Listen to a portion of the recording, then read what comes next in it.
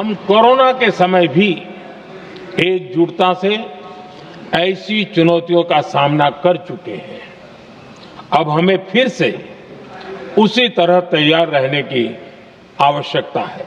मुंबई से करीब 60 किलोमीटर दूर उल्लासनगर में रहने वाली देविका सकट ने जब लोकसभा के अपने भाषण में पीएम मोदी को कोरोना की ही तरह एक बार फिर से चुनौतियों का सामना करने की बात करते सुना तो उन्हें अपने पुराने बुरे दिन दोबारा याद आ गए।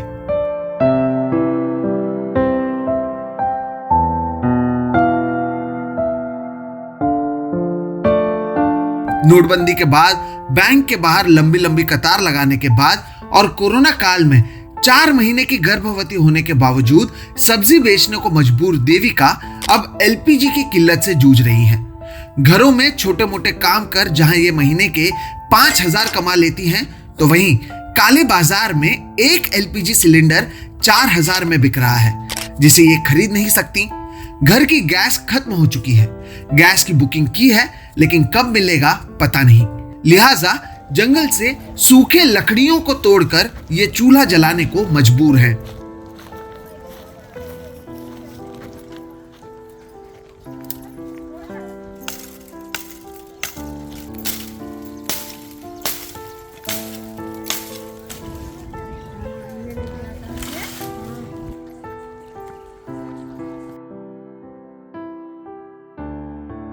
जैसे हम लोग ने कोरोना में दिन निकाला, नोटबंदी में निकाला, अभी गैस बांटने के लिए भी हम लोग तकलीफ में ही है।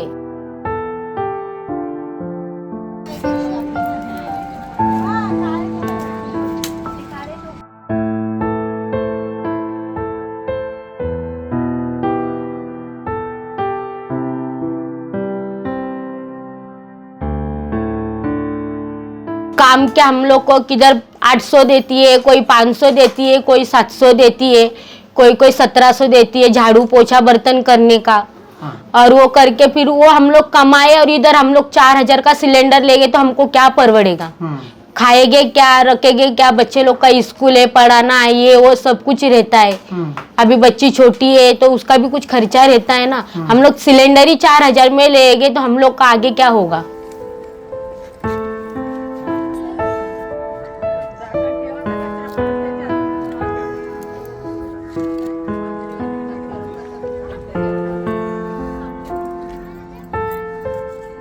उल्लासनगर के इस आषेढ़े पाड़ा इलाके में अधिकांश गरीब लोग रहते हैं। लगभग सभी के घर में गैस खत्म हो चुका है, इसलिए तपती धूप में ये अब लकड़ियों के सहारे अपनी भूख मिटा रहे हैं।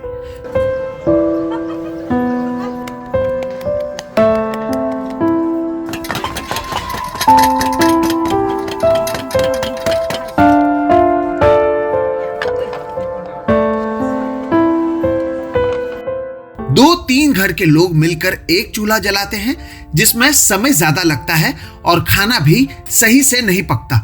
लोगों के घरों में काम करने के बाद ये महिलाएं अपने घर से लगभग 1 किलोमीटर दूर जंगल में जाकर लकड़ियों को तोड़ती हैं, जिससे अब घर चलता है। पास के एक निजी स्कूल में काम करने वाली प्रियंका यादव की महीने की कमाई 4,500 रुपए है। सिलेंडर बुक करने पर भी गैस नहीं मिल रहा है। जिंदगी में कभी चूल्हा पर खाना बनाया नहीं, लेकिन अब इस चूल्हे के अलावा इनके पास कोई भी उपाय मौजूद नहीं है। तो आज तक सर मैंने चूल्हे को क्या लकड़ी का भी मुंह नहीं देखा था बनाने के लिए, पर आज मैं बना रही हूँ ऐसे परिस्थिति की वजह से। इतना तकलीफ हो रहा है, गर्मी में हम लोग खाना बनाते हैं, धूप लगता है, धुआं आता है, पूरा नाक में मुंह में जाता है, फिर भी हम लोग अपना ऐसे मुंह बांध करके हम लोग करते हैं। अगर हम करेंगे नहीं तो हमारे पेट में खाना कैसे जाएगा? हम लोग बुकिंग करते हैं तो सिलेंडर टाइम पे आता नहीं है सर। हम लोग फ़ोन करेंगे तो लोग फ़ोन स्विच ऑफ कर देते हैं और मैसेज भी नहीं आता है सिलेंडर का बिल्कुल भी। नसीब की यहाँ पे जंगल है, वो जंगल है तो हम लोग वहाँ पे लकड़ी लेने के लिए जाते हैं। वो लकड़ियों से हम अपने घर पे वहाँ पे चूल्हे लगा के दरवाजे के इधर हम लोग खाना बनाते हैं। अगर ये जंगल नहीं होता तो फिर हम लोग क्या करते? गरीब लोग, सिलेंडर का ऐसा प्रॉब्लम हो रहा है। 23 मार्च के लोकसभा के अपने भाषण में प्रधानमंत्री मोदी ने जहां एलपीजी की सप्लाई में आई किल्लत की खबरों को स्वीकारा, तो वहीं ये भी कहा कि सबसे ज्यादा प्राथमिकता घरेलू सिलेंडर को दी जा रही है। हम सभी जानते हैं देश अपनी जरूरत की 60% एलपीजी आयात करता है। इसकी सप्लाई में अनिश्चितता के कारण सरकार ने एलपीजी के डोमेस्टिक उपयोग को प्राथमिकता दी है। इसके 3 दिन बाद 26 मार्च को सरकार की ओर से जारी एक प्रेस रिलीज में यह दावा किया गया कि घरेलू एलपीजी की कोई कमी मौजूद नहीं है।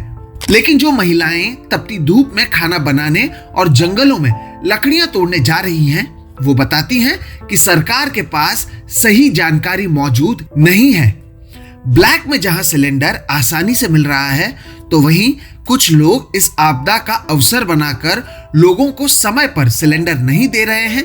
तपती धूप में धुएं के बीच अपना खाना बनाना महिलाओं के लिए अब परेशानी का सबब बनता जा रहा है। सरकार खुद थोड़े आते हैं लोगों के घर में, पब्लिक के घर में आना चाहिए। सरकार देखे तो मालूम पड़े ना उनको। सरकार नहीं आती है ना। जो लेडीज, खास करके लेडीज को बहुत सारी प्रॉब्लम हो रही है। जेंट्स लोग तो चले जाते हैं जॉब पे, लेडीज घर में रहती है ना। लेडीज को कितना परेशानी है, 2 टाइम का खाना बनाना, उनके लिए लकड़ियाँ लेके आओ, पानी, सब बहुत सारी प्रॉब्लम है लेडीज की जिंदगी में। वो सरकार कहाँ समझेंगे ऐसे। 20 साल के बाद बना रही मैं चूल्हे पे खाना। अच्छा। हाँ, 20 साल हो गया मेरे को खाना बनाने के लिए। 20 साल पहले छोड़ दिया था मैंने, अभी वापस 20 साल बाद यही जिंदगी में मेरा चूल्हा आया है, फिर उस पर मैं खाना बना रही है चूल्हे पे। तकलीफ तो बहुत होती है ना उसमें। देखो पूरा आंखों में धुआं जाता है, और एक ही चूल्हे पे टाइम लगता है खाना बनाने के लिए। एक ही सापना वाला 2 शेगड़ी रहता है, 2 चूल्हा जलता है, एक पे भाजी डालो, एक पे चावल डालो। तो चूल्हे के कैसा है, सबका अलग अलग है। सब लेडीज मिलके खाना बनाती है, तो एक चूल्हे पे टाइम लगता है, कभी 2 घंटा भी लगता है, कभी 3 घंटा भी लगता है। फिर घर वालों को भी परेशानी होती है, तो क्या करें बताओ आप। इस इलाके में जंगल जाने से लेकर लकड़ियों को तोड़ना, उन्हें लेकर आना और फिर खाना बनाना, ये पूरा काम अब महिलाओं की जिम्मेदारी बन चुकी है। पहले से त्रस्त महिलाओं की परेशानी अब और बढ़ गई है। जंगल में लकड़ियों को तोड़ते समय हाथ भी कट जाता है, लेकिन मजबूरी के कारण इन्हें ये करना पड़ रहा है। जिन महिलाओं ने जिंदगी में कभी चूल्हा देखा नहीं या कभी लकड़ियों को तोड़ा नहीं, वो भी अब ऐसा करने को मजबूर हैं। लकड़ियां भी सीमित हैं, वो अगर खत्म हो जाएं तो पता नहीं आगे क्या होगा। हम लोग इससे पहले कभी गए नहीं है, ये फर्स्ट टाइम जंगल में लकड़ियाँ वगैरह लाने के लिए है, फर्स्ट टाइम है हमारा। और सेकंड है कभी किया ही नहीं ऐसे, लेकिन अभी सबका देख देख के कर लेते हैं। खाना बनाना पड़ता है इसलिए। अभी मेरे को एलर्जी है, बताओ तो। किस चीज का एलर्जी है? ये ऐसा तो सांस फूलती मेरी। हाँ। तो अभी ऐसे बनाती हूँ तो मेरे आँख से भी ऐसा धुआं जाके फिर ज्यादा सांस फूलती है। अच्छा। फिर भी मैं बनाती हूँ। क्यों? खाना पड़ेगा ना। फिर क्या भूखा रहे क्या। हमने जितनी महिलाओं से बात की, सभी ने कहा कि उन्होंने सिलेंडर बुक की है, लेकिन उन्हें 20 दिन बाद भी सिलेंडर नहीं मिल रहा।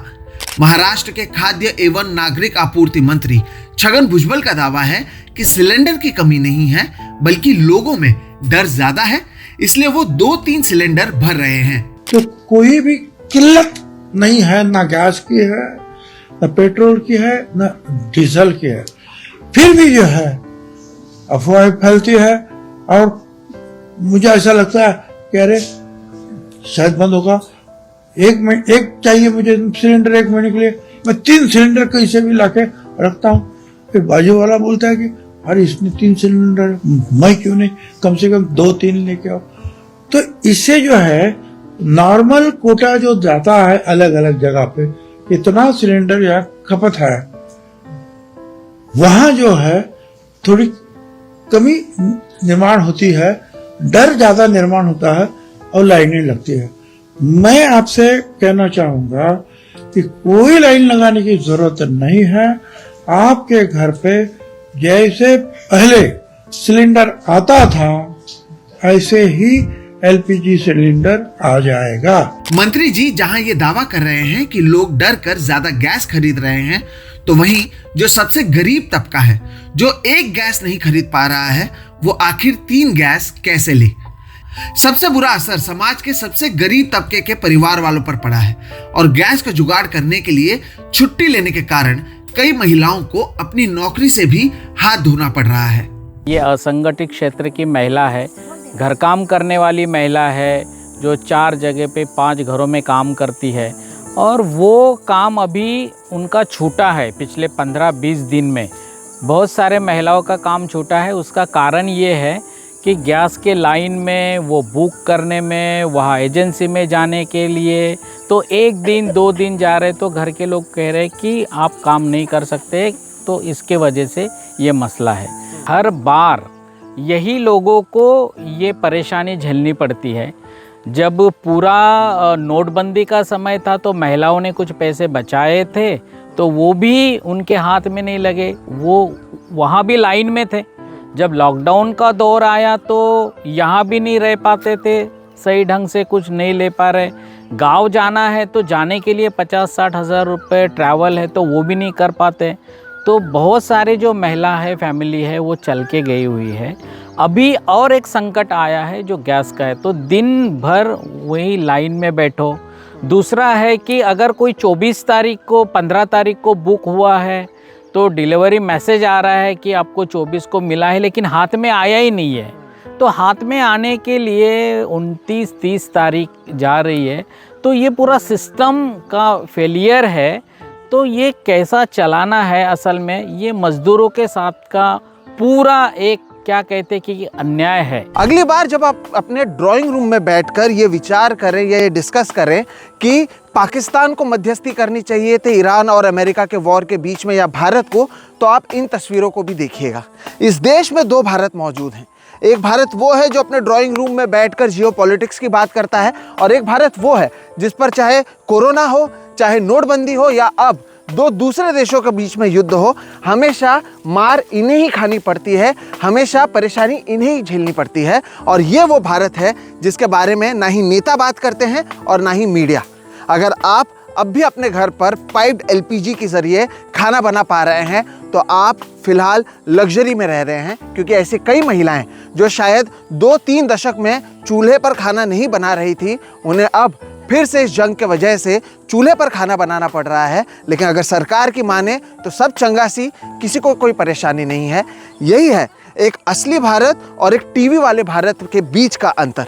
उल्लासनगर से सोहित मिश्रा की रिपोर्ट, सोहित मिश्रा ऑफिशियल के लिए।